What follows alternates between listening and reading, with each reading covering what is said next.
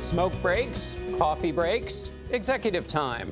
We all try to find time at work to escape from the grind. Doesn't matter whether you're the president or a school principal. It's wise to take your brain from a sprint to a stroll.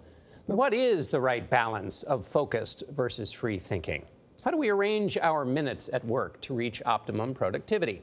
In this week's Reporter's Notebook, we search for those answers.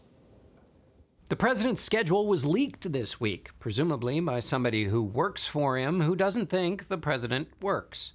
It showed vast blocks of executive time, a period during which the president can do anything he pleases. For the president's critics, the loose-fitting day suggests he's a loafer.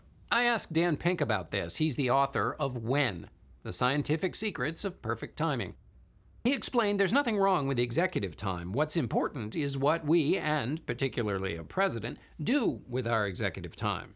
A president's job is to lead more than it is to manage. Those who get this wrong clog up their day with meetings and micromanaging. Because the public misunderstands this, presidents often have to look like they're working to avoid criticism.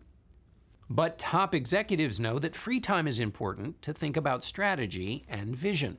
A Harvard Business School study found that top CEOs carve out about a quarter of their day for this kind of creative thinking. But other thinking is required too.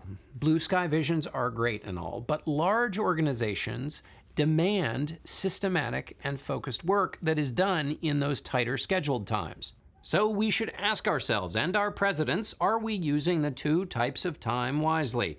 Is scheduled time crisp and informative? Is free time generating insights? Reports from inside the administration suggest structured time is chaotic, and free time, sometimes occupying nearly 60% of the day, often coincides with television-inspired tweets.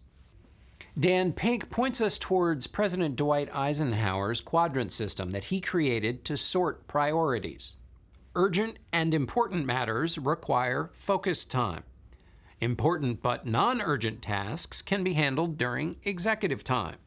Where we all fall into the bog of woe is when we spend executive time on matters that are urgent but not important, or not urgent and not important. That's lost time, or worse, it's time where fire drills are created that ruin everybody else's day. This is a system that can work for any of us. So mull it over next time you have some executive time. You know, it's so important because we're all struggling with how to make best use of our limited time in a limited day, and how to have more time really for what some might think of as selfish time, but really is the time that keeps us mentally sane, keeps us creative, thoughtful, empathetic. Yeah. If you want a guide to this, Dan Pink's book it's great. And it's brilliant piece, John. Yeah, thank you. Yeah. It was, but it was surprising to hear all the executive time that the president had, considering what is going on in the country. And I will say we have covered a lot of fire drills. Yes, we have. We have. All right. Nicely done, John.